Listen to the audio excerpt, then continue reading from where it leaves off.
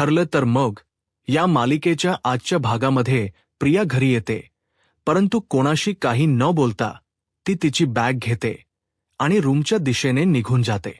तर प्रियाकडे पाहताच कल्पनाताई म्हणतात, लग्नात काही गोंधळच घातला नाही असं दाखवत आता घरी आली आहे. आता हे ऐकताच प्रतापराव कल्पनाताईंना म्हणतात, कल्पना लग्नात गोंधळ घातलाय म्हणजे हिने नक्की काय केलंय? आता कल्पनाताई शांतच होतात. तर सायली प्रतापरावांचे उत्तर देत म्हणते, बाबा अहो एक गोष्ट नाहीये ना की जी सांगू शकतो. तर प्रतापराव म्हणतात, म्हणजे नक्की हिने काय केलं आहे सायली? तर सायली घडलेला सर्व प्रकार आता प्रतापराव आणि घरातील सर्वांनाच सांगू लागते. प्रियाने तुळजापुरात जाऊन सावीची मदत करत रुद्र आणि गिरिजा यांच्या लग्नात काय काय गोंधळ घातला ते सगळं काही ती सांगू लागते. गिरिजाच्या मेहंदीच्या वेळी प्रियाने घातलेला गोंधळ आणि त्यानंतर प्रत्येक वेळी तिने काही ना काही केलेले ती कारस्थान सगळं काही सायली आता प्रतापरावांना सांगत असते. सायलीने प्रियाला तिथे धमकावलेलंही असतं, परंतु सायलीला न जुमानता प्रियाची कारस्थान चालूच असतात. आता ही सर्व कारस्थान ऐकल्यानंतर प्रतापरावांना धक्काच बसतो. तर अर्जुन म्हणतो, परंतु एवढं सगळं होऊ नये. रुद्र आणि गिरिजा या दोघांचेही लग्न खूप छान पद्धतीने पार पडलं. कल्पनाताई म्हणतात, हो ना, लग्नात खूप विघ्न आलीत, परंतु लग्न मात्र खूप छान पद्धतीने पार पडलं. आणि ही लग्नातून कुठे गायब झाली, ती आता घरी येते, ही नक्की कुठे होती हा प्रश्न कल्पनाताईंना पडलेला असतो. दुसरीकडे पाहायला मिळतं महिप्त शिकरेंचा राग पाहून आता नागराज काका त्यांना समजावण्यासाठी बसतात आणि म्हणू लागतात, हे बघ महिप्त, मला असं काही करायचं नव्हतं. तर हे सगळं काही मला करायचंही नव्हतं, परंतु माझा नाईलाज झाला होता. तर आता महिपा शिकडे म्हणतात, तोंड बंद ठेवायचं नागराज शेठ, एक गोष्ट लक्षात ठेवा, सिंहाला असं बांधून घातलं म्हणून त्याच्या नकाची धार कमी होत नाही. आणि बेडूक आणि चिचुंद्री यांनी कितीही उड्या मारल्यात तरी सुद्धा सिंहाच्या शेपटीला हात लावायचीही त्यांची हिंमत नसते. त्यामुळे मला बांधून ठेवून तुम्ही किती मोठी चूक केली आहे ना ते तुम्हाला लवकरच कळेल. महिप्त शिकरे एवढे चिडलेले असतात. आता मात्र नागराज काका घाबरून जातात. नागराज काका म्हणतात, महिप्त प्लीज माझं ऐकून तरी घे. अरे असं काही माझ्या मनातही नव्हतं. हे सगळं काही मला नाईलाजाने करावं लागलं आहे.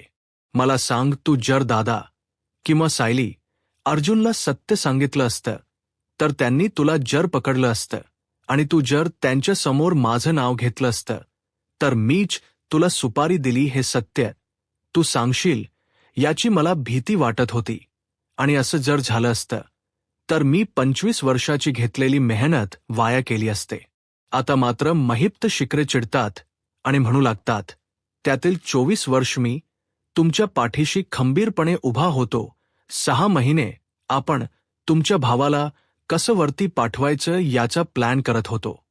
आणि त्यावेळी तुम्ही मला काय म्हणाला होता, एकदा का दादाची सगळी प्रॉपर्टी माझ्या नावावर झाली की मी तुम्हाला मालामाल करेन, परंतु 24 वर्षात ते काही घडलं नाही आणि तुमच्या हातात आली भिकेची कटोरी आणि तीच कटोरी घेऊन फिरताय. आणि बांधून कोणाला ठेवले मला? पोलिसांपासून लपताय कोण? मी. आता महिप्त शिकरे खूप चिडलेले असतात आणि म्हणूनच नागराज काका महिप्त शिकरेंना शांत करण्याचा प्रयत्न करतात आणि म्हणू लागतात, महिप्त माझं ऐकून घे, आता आपण या सगळ्यातून मार्ग काढायला हवा. तर महिप्त शिकरे म्हणतात, नाही, आता मी मार्ग काढणार नाही, कारण तुम्ही माझ्याशी दुश्मनी घेतलाय, मग ती आता मी निभावणार. आता जर मी फासावर लटकलो तर तुमचं नाव अगोदर घेणार आणि तुम्हाला सुद्धा फासावर लटकवणार. जर माझ्या नरड्याला फास लागला तर तो फास तुमच्याही नरड्याला लागणार आहे. तर डागराज काका म्हणतात, हेच तुझं चुकत्य आणि म्हणूनच आम्हाला हे सगळं काही करावं लागलं. हे सगळं काही तू काहीतरी बोलशील म्हणूनच मला करावं लागलं. त्यामुळे हे सगळं काही तुझ्यामुळेच झालं आहे. तर महिप्त शिकरे म्हणतात, हो ना, मग यापुढे आता जे काही करणार आहात ना ते एकट्यानेच करा नागराज शेठ. कारण कसं आहे ना, तुमचा तो भाऊ रविराज किल्लेदार तो तुम्हाला पकडणार नाही, यासाठी प्रयत्न करा, त्यात कदाचित तुम्हाला यश मिळेल. सायली, अर्जुन तुमच्यापर्यंत पोहोचणार नाहीत, याचसाठी प्रयत्न करा, कदाचित त्यामध्ये तुम्हाला यश मिळेल. आणि हा महिप्त शिखरे तुम्हाला पकडणार नाही, तुमच्यापर्यंत पोहोचणार नाही, याची व्यवस्था अजिबातच करू नका, कारण 113% आता तुम्ही माझ्या हातून काही सुटत नाही. आता मात्र महिप्त शिकच हे बोलणं ऐकल्यानंतर नागराज काका मात्र पूर्णपणे घाबरून गेलेले असतात. तरी सुद्धा आता नागराज काका महिप्त शिकना म्हणतात, तुला कळत नाहीये कसं महिप्त? अरे, आता ही भांडणाची वेळ नाहीये, आता आपण एकमेकांना समजून घेण्याची आणि एकमेकांना साथ देण्याची वेळ आहे. गेली 24 वर्ष आपण ज्यासाठी प्रयत्न केले ती गोष्ट जर आपल्याला मिळालीच नाही तर आतापर्यंत घेतलेली सगळी मेहनत वाया जाईल. आणि म्हणूनच आपण आता एकमेकांचा हात धरून चालायला हवं. नाही, जर आपण एकमेकांचे हात धरले तर मग आपण दोघंही बुडू. तर महिप्त शिखरे म्हणतात, धरले असते ना नागराज शेठ, मी तुमचा हात धरला असता, तुम्हाला साथ दिली असती, परंतु काय करणार ना, माझे हातपायात बांधून ठेवले आहेत. कोणी बांधले? तुम्हीच बांधले. मग आता तुम्ही माझे हातपाय सोडलात तर 113% मी तुमचा हात धरेनच. आता मात्र महिप्त शिखच्या बोलण्याचा तो टोन पाहून नागराज काकांना चांगलाच घाम फुटलेला असतो. दुसरीकडे पाहायला मिळत सायली, अर्जुन आता रविराज सरांना भेटण्यासाठी त्यांच्या घरी आलेले असतात. आणि घडलेला सर्व प्रकार ज्यावेळी सायली, अर्जुन रविराज सरांना सांगतात तर त्यावेळी रविराज सरांना धक्काच बसतो. रविराज सर म्हणतात, काय बाबू जिवंत आहे? तर अर्जुन म्हणतो की हो, लग्नाच्या ठिकाणी सायरीला बाबू दिसला होता आणि त्यानंतर आम्ही दोघांनीही त्याला पकडलं आणि त्याचवेळी त्याने त्याच्या सत्याची कबुली दिली आहे. तर आता प्रतिमा त्या सर्वांसाठी नाश्ता घेऊन येतात आणि म्हणू लागतात, तुमचं काम तर होतच राहणार आहे, परंतु अगोदर गरमागरम भोपळ्याचे घारगे खाऊन घ्या. आता अर्जुनला तर खूप आवडत असतात. अर्जुन म्हणतो, थँक यू सो मच आत्या, असं म्हणत आता तो भोपळ्याचे घारगे खाऊन घेतो.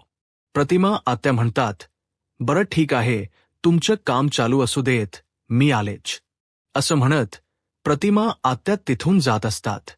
रविराज सर म्हणतात, नाही थांब, आमचं नाही तर आपलं काम आहे, त्यामुळे तू इथे थांब. तर त्यानंतर सुमन काकू म्हणतात, भाऊजी मी येते.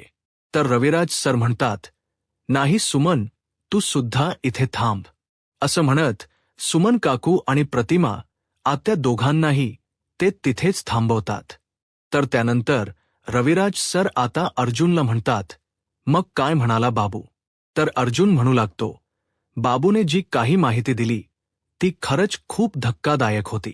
तो म्हणाला की ही सुपारी महिप्त शिखरेने दिलीच नव्हती, म्हणजेच खरं तर महिप्त शिखरेला ही सुपारी कोणीतरी तिसऱ्याच व्यक्तीने दिली. तर आता रविराज सर म्हणतात, काय?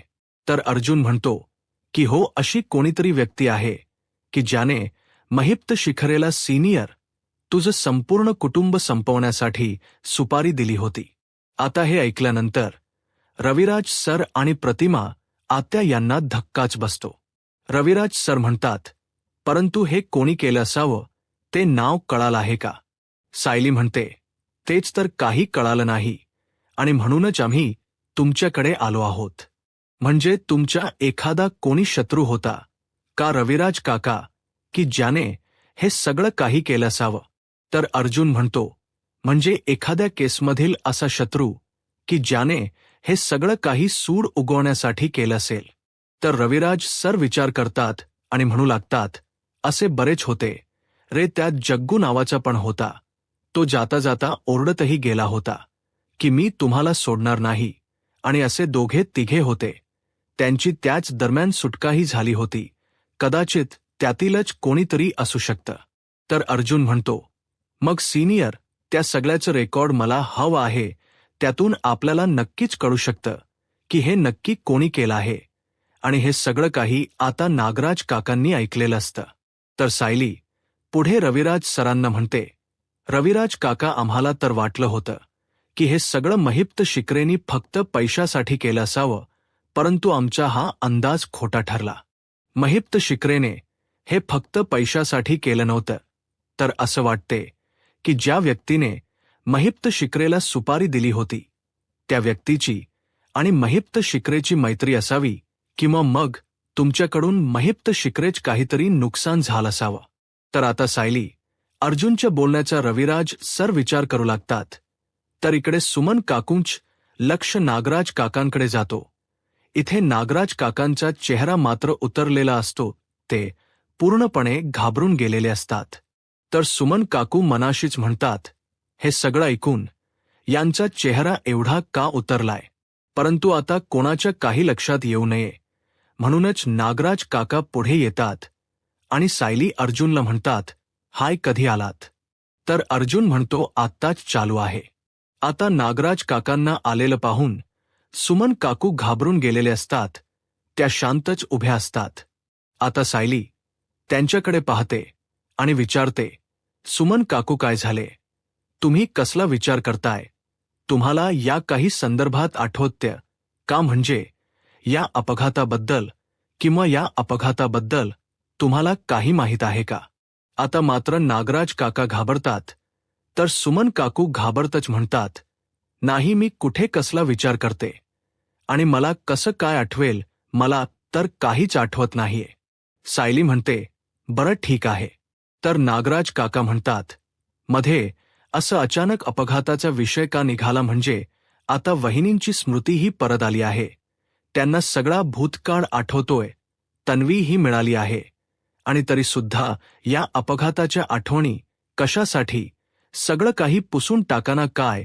या आठवणी ठेवताय आणि आठवणींमुळे त्रास तरी का करून घेताय?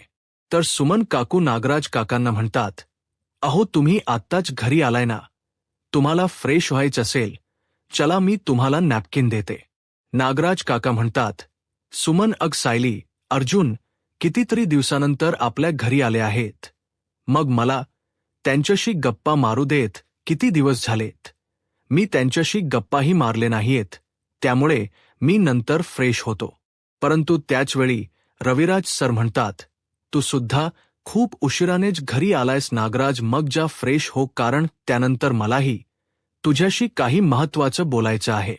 आता हे ऐकल्यानंतर नागराज काका घाबरतात आणि घाबरतच म्हणतात, माझ्याशी महत्त्वाचं काय बोलायचं दादा? रविराज सर म्हणतात, कळेल, ज्या अगोदर फ्रेश होऊन घे. आता मात्र नागराज काका घाबरलेले असतात आणि ते फ्रेश होण्यासाठी निघून जातात. तर आता नागराज काका तिथून निघून जातात. रविराज सर अर्जुनला म्हणतात, अर्जुन, बरं, मी त्या सगळ्या गुन्हेगारांची रेकॉर्ड चेक करते, म्हणजे आपल्याला काहीतरी माहिती नक्कीच मिळेल. अर्जुन म्हणतो, हो सीनियर, आणि हो तो जग्गू, त्यात सुद्धा रेकॉर्ड चेक कर, म्हणजे तो जेलमधून सुटला की अजून जेलमध्ये आहे ते सुद्धा आपल्याला कळेल. रविराज सर म्हणतात, बरं अर्जुन, पण आपण हे सगळं आपल्या रूममध्येच बसून करूयात का? म्हणजे माझ्या रूममध्ये बसून केलं तर आपल्याला सगळे डॉक्युमेंट अगदी नीट चेक करता येतील. अर्जुन म्हणतो, ग्रेट. आणि असं म्हणत आता अर्जुन, रविराज सर आणि सायली तिथून निघून जातात.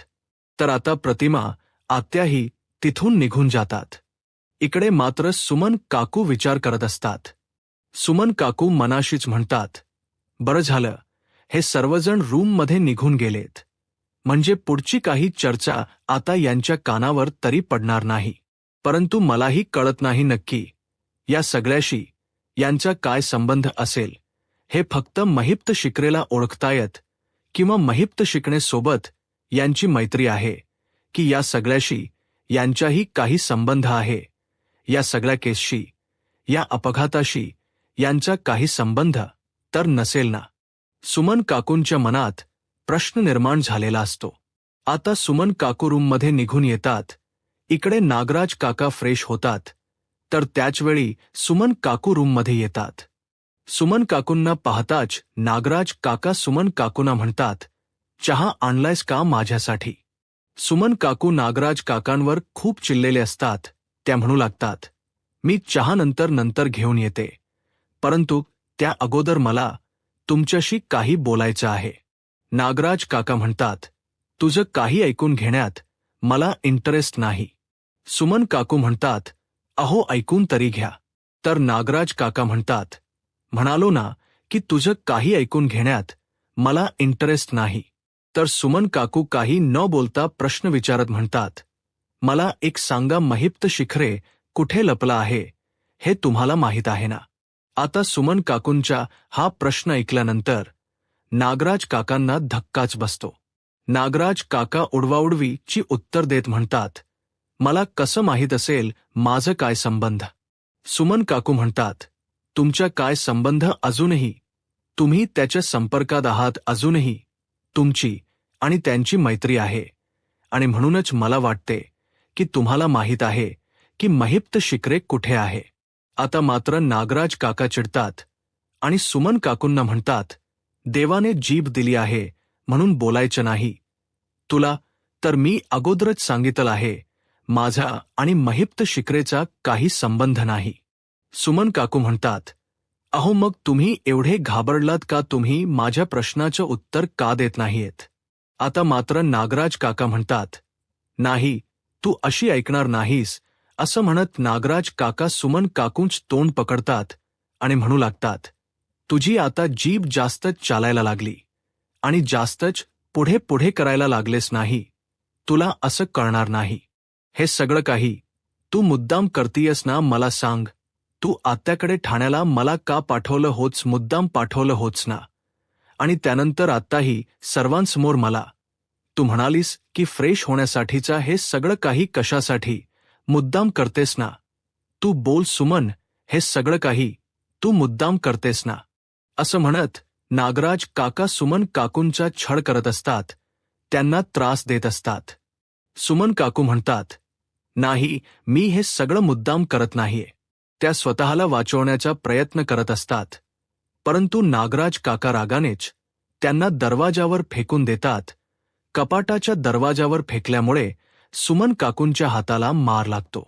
सुमन काकू मोठ्याने चाई असं बोलतातच. आता नागराज काका तिथे जातात आणि म्हणू लागतात, तुझी ही नाटक बंद कर. असं म्हणत त्यांच्या केसांना पकडतात आणि त्यांना त्रास देऊ लागतात. नागराज काकांच्या अशा या वागण्यामुळे सुमन काकूंना शारीरिक मानसिक खूप त्रास होत असतो आणि हे सगळं काही ते निमूटपणे सहनही करत असतात. तर दुसरीकडे पाहायला मिळतं ठरल्याप्रमाणे नागराज काका घरी गेल्यानंतर प्रिया आपली ड्युटी निभावत असते. आता प्रिया महिपा शिखरेवर लक्ष ठेवून असते. महिपा शिखरे रागानेच प्रिया याकडे पाहतात आणि मनाशीच म्हणतात, ही पोरगी तर मला माझ्या नजरेसमोरही नको आहे, पण इथून माझी सुटका व्हावी तर यासाठी हिचा काही उपयोग होईल असं वाटतही नाही. असं म्हणत आता महिप्त शिखरे रागानेच प्रियाकडे पाहत असतात. आता महिप्त शिखरेची ती नजर पाहून प्रिया मात्र घाबरून गेलेली असते. प्रिया मनाशीच म्हणते, हा महिप्त माझ्याकडे अशा काही नजरेने पाहतोय की त्याच्या नजरेनेच तो माझा खून करणार आहे. हा मला आताच संपेल असंच मला वाटत आहे. परंतु त्या मूर्ख नागराच्या एका चुकीमुळे जर हा सुटला तर हा काही मला जिवंत सोडणार नाही. 113% नक्कीच हा माझे तुकडे करणार आहे. नाही, असं काहीही व्हायला नको. असं म्हणत प्रिया पूर्णपणे घाबरून गेलेली असते. प्रिया म्हणू लागते, नाही, या सगळ्यातून मला स्वतःचा बचाव करावाच लागेल. आणि म्हणूनच प्रिया ही महिपा शिखरेकडे येते आणि नाटक करत म्हणू लागते, अण्णा खरंच सॉरी. खरं तर तुम्हाला असं मारणं, तुम्हाला डांबून ठेवणं, किडनप करणं, बांधून ठेवणं हा माझा प्लॅन नव्हता. हा सगळा काही त्या नागराज काकांचाच प्लॅन होता. हे सगळं काही त्यांनीच केलं. त्यांनीच तुमच्या डोक्यावर काठी मारली, तुम्हाला बेशुद्ध केलं आणि इथे आणून बांधून ठेवलं आहे. परंतु या सगळ्यात माझा काहीच संबंध नाहीये. मी हे सगळं काही नाही केलं आहे. त्यांनी सांगितलं म्हणून मला त्यांना मदत करावी लागली. परंतु अण्णासाहेब, खरंच सॉरी, मला माफ करा. तर आता प्रियाच हे बोलणं ऐकून महिप्त शिखरे म्हणतात, सॉरी, खरंच सॉरी. तर प्रिया म्हणते, हो, खरंच सॉरी. तर महिप्त शिखरे म्हणतात, तुला माहीत नसेल, पण तुला आठवण करून देतो. खरं तर मी तुला सांगतो, 10 वर्षापूर्वी एका माणसाने माझी पोलीस कंप्लेंट केली होती. त्यानंतर त्या माणसाला माझ्या सगळ्या माणसांनी शोधून काढलं, माझ्या समोर आणलं. त्यावेळी तो मला काय म्हणाला, "सॉरी अण्णासाहेब, खरंच सॉरी." पण मी त्याचं काही ऐकून न घेता त्याचे 32 तुकडे केले, आणि ते सुद्धा कुऱ्हाडीने. माझी साक्षी शाळेत जात असताना, कॉलेजमध्ये जात असताना एका मुलाने तिला छेडलं. माझ्या माणसांनी त्या माणसाला शोधून काढलं, माझ्या समोर आणलं. त्यावेळी तो काय म्हणाला, "सॉरी, खरंच सॉरी." पण मी त्याचे डोळे काढले, त्याची जीभ कापली, हातपाय तोडून ठेवलेत. चिचुंद्रे, हे सगळं काही तुला माहीत नसेल, परंतु आता तुला ऐकून घ्यावंच लागेल. तर महिप्त शिकरे पुढे म्हणतात, एकदा माझ्या माणसाने माझ्याच पैशांची चोरी केली. मग माझ्या माणसांनी त्याला शोधून काढलं, माझ्या समोर आणलं. तो काय म्हणाला असेल प्रिया? प्रिया म्हणते, सॉरी. मपशिके म्हणतात, खरंच सॉरी. पण मी काय केलं? त्याच्या गळ्यात 40 किलोचा दगड बांधला आणि त्याला तलावात ढकलून दिलं. आता हे सगळं ऐकल्यानंतर प्रियाचा चांगलाच थरकाप उडालेला असतो. तर प्रिया महिप शिकरेनं म्हणते, पण हे सगळं काही तुम्ही मला का सांगत आहात? महिपा शिकरे म्हणतात, सांगतो बस. असं म्हणत महिपा शिकरे प्रियाला खुर्चीवर बसायला सांगतात आणि म्हणतात, तुलाही मी सगळं काही सांगत आहे. चॉईस करावं. परीक्षेत प्रश्न असतो ना, माहीत असे ना? तुम्हाला कुठे फिरायला जायला आवडेल? जंगलात, डोंगरावर, तलावापाशी की समुद्रावर? तसंच मी सुद्धा तुला चॉईस देत आहे. आता तुला ठरवायचे आहे की यातील तुला नक्की काय आवडणार आहे, म्हणजे नक्की तुला कसं मरायला आवडणार आहे. तुझे तुकडे करू, तुझे डोळे काढू, की तुझ्या गळ्यात 40 किलोचा दगड बांधून तुला तलावात ढकलून देऊ? नक्की काय करू हे तुला ठरवायचे आहे. म्हणजे कसं आहे ना, या सगळ्याचा चॉईस तुझाच असणार आहे. तू सांगशील तसंच होईल. मग तू जर म्हणालीस की माझी जीभ कापा, तरी सुद्धा मला ती कापावी लागणार आहे, कारण हे सगळं काही तुझ्या बाबतीतही घडणार आहे. म्हणजे काही दिवसानंतर तुझा सापळा आणि ते 40 किलो दगडच सापडतील. आता मात्र प्रिया चांगलीच घाबरलेली असते. तिला चांगलाच घाम फुटलेला असतो. तिला काय बोलावं काही सुचत नसतं. प्रिया घाबरतच महिपा शिकरेनं म्हणते, अण्णा सर, तुम्ही माझ्याबद्दल गैरसमज करून घेतला आहे. अहो, हे सगळं काही मी नाही केलं आहे. हे सगळं काही नागराज काकांनी केलं आहे. हा सगळा प्लान त्यांचा होता. तुम्हाला डांबून ठेवणं, तुम्हाला त्रास देणं, हा त्यांचा प्लॅन होता. माझा यात काहीच संबंध नाहीये. खरं सांगू का, या सगळ्याला मी त्यांना नकारच देत होते, परंतु ते मात्र काही ऐकून घ्यायला तयारच नव्हते. अण्णा सर, अहो, तुमच्याबद्दल माझ्या मनात फक्त आदरच आहे. तर आता महिपा शिकरे त्यांची खुर्ची सरकवत प्रियाच्या बाजूला येऊन बसतात आणि म्हणतात, तुझ्या मनात माझ्याविषयी आदर आहे ना? मग आता आदर आणि फादर समजून माझी इथून सुटका कर, कारण मी इथे असा बसून आहे, माझे हातपाय बांधलेले आहेत. हे पाहून तुला बरं वाटतंय का नाही ना? मग आता तू माझी सुटका कर. तू जर माझी सुटका केली तर तुझं मरण कॅन्सल. तुला मी मारणार नाही. तर आता प्रिया महिप शिकना म्हणते, हो अण्णा, माझ्यावर विश्वास ठेवा. हे सगळं काही मी नाही केलं आहे. असं म्हणत प्रिया स्वतःची बाजू सावरण्याचा प्रयत्न करत असते आणि महिप्त शिखरेंना समजावण्याचा आणि त्यांच्यापासून वाचण्याचाही प्रयत्न करत असते. तर दुसरीकडे पाहायला मिळतं अर्जुन, सायली आणि रविराज सर सर्वजण रेकॉर्ड चेक करत असतात. तर रविराज सर अर्जुनला म्हणतात, अर्जुन, ही तर दळवी मर्डरची केस आहे आणि या आरोपीला तेव्हाच फाशी झाली होती. मग मला नाही वाटत की यामध्ये या आरोपीचा किंवा यांचा कोणाचा काही हात असेल.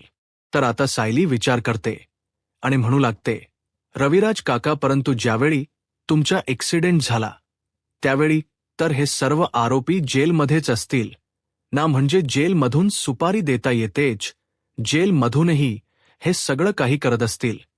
परंतु मला नाही वाटत की हे सगळं काही महिप शिकलेनी फक्त पैशासाठी केला असावं. कदाचित त्यांच्या यामागे दुसरा काहीतरी हेतू असू शकतो. तर अर्जुन म्हणतो, तू बोलतेस ते अगदी खरं आहे, परंतु आपल्याला सर्व फाईल सर्व रेकॉर्ड चेक करणं तेवढंच महत्त्वाचं आहे आणि म्हणूनच सायलीसुद्धा या दोघांना मदत करत असते. तर त्याचवेळी सायलीला प्रश्न पडतो. सायली रविराज सरांना म्हणते, रविराज काका, या फाईलमध्ये दोन्ही याच्यामध्ये एकच साक्षीदार का दिला आहे? तर रविराज सर म्हणतात, कारण ज्यावेळी हा गुन्हा घडला होता तो एका IT कंपनीमध्ये घडला होता आणि एकच कंपनी होती आणि म्हणूनच हे सगळं काही समान आहे. तिथे काही पुरावे मिळाले नाहीत आणि त्या पुराव्याअभावी ती माणसं त्याच वेळी सुटलेत, परंतु त्यातील एका मुलाच्या वडिलांनी स्वतः आत्महत्या केली. आपल्या मुलावर केस झाली आणि म्हणून त्यांनी आत्महत्या केली. तर हे सगळं काही ऐकल्यानंतर सायली विचार करू लागते. तर अर्जुन म्हणतो, सीनियर, आपल्याला त्या मुलाची चौकशी करावी लागेल. कदाचित तो मुलगा या अपघाताला कारणीभूतही असू शकतो. असं म्हणत अर्जुन पुढची फाईल चेक करतो. तर त्यामध्ये त्याला वेगळं संशयास्पद दिसून येतं आणि म्हणूनच तो रविराज सरांना विचारतो, सीनियर, ही कोणती केस आहे? रविराज सर म्हणतात, ही सुद्धा एक मर्डरचीच केस आहे. यामध्ये पोलीस अधिकारी अडकला होता. त्याने जेलमध्येच 2 गुंडांना 2 उद्योगपतींना मारण्याची सुपारी दिली होती. मग त्याने एकाला गाडीने उडवलं आणि दुसऱ्याला पाण्यात ढकलून दिलं. तर सायली म्हणते, मग त्या पोलीस अधिकाऱ्यावर केस झाली होती. तर रविराज सर म्हणतात, अर्थातच, कारण त्याने हे करण्यासाठी जी गाडी पुरवली होती ती त्याचीच गाडी होती. त्यानेच या सगळ्याला साथ दिली होती. आम्ही गाडी नंबर पाहिला आणि त्यानंतर मालकापर्यंत पोहोचलो आणि दुसरे ठिकाण म्हणजे टुरिस्ट स्पॉट. त्या टुरिस्ट स्पॉटवर आम्हाला CCTV फुटेज मिळालं आणि त्यावरूनच सगळं काही सत्य समोर आलं. तर सायली म्हणते, मग त्या पोलीस अधिकाऱ्यालाही शिक्षा झाली. तर आता रविराज सर म्हणतात, अर्थातच त्यालाही शिक्षा झाली. 15 वर्षाचा तुरुंगवास त्याला झाला आहे. तर अर्जुन म्हणतो, याचाच अर्थ त्या पोलीस अधिकाऱ्याचं करिअर तुझ्यामुळे संपलं आहे. याचाच अर्थ तो तुझ्यावर नक्कीच सूड उगवू शकतो, म्हणूनच त्याचं नाव सुद्धा आपल्याला या लिस्टमध्ये घ्यावं लागेल. रविराज सर म्हणतात, अर्जुन, तू या सगळ्या फाईलमधील असणाऱ्या गुन्हेगारांची यादी तयार कर. मी तोपर्यंत बाकीच्या फाईल चेक करतो. तर इकडे सायली विचार करत असते. येणाऱ्या पुढील भागामध्ये आपल्याला पाहायला मिळतं, रविराज सर नागराज काकांना म्हणतात, ड्रायव्हरला आम्हाला मारण्याची सुपारी महीप शिकरेनेच दिली होती आणि तशी कबुली त्याने प्रतिमा समोर दिली आहे. आणि आता मला तुला एकच विचारायचं आहे की तुझी आणि महिप्त शिकरेची मैत्री अजूनही आहे का? आता हे ऐकल्यानंतर इथे नागराज काका मात्र पूर्णपणे घाबरून गेलेले असतात. तर दुसरीकडे सुमन काकू घाबरत असतात. त्यांचा चेहरा पडलेला असतो आणि म्हणूनच सायली आता सुमन काकूंना विचारते, तुम्ही का एवढा घाबरलात? तुमचा का एवढा चेहरा उतरलाय? काही घडलंय का? आता मात्र सुमन काकू शांतच होतात. आता सुमन काकू नागराज काकांचे पराक्रम, त्यांनी केलेली कारस्थान सर्व काही सांगतील का? आणि यामुळे खरा गुन्हेगार सायली अर्जुनच्या हाती सापडेल का? नागराज काका या सगळ्याशी कारणीभूत आहेत. त्यांनीच हे सगळं काही घडवून आणलंय. हे सत्य रविराज सरांना कळले.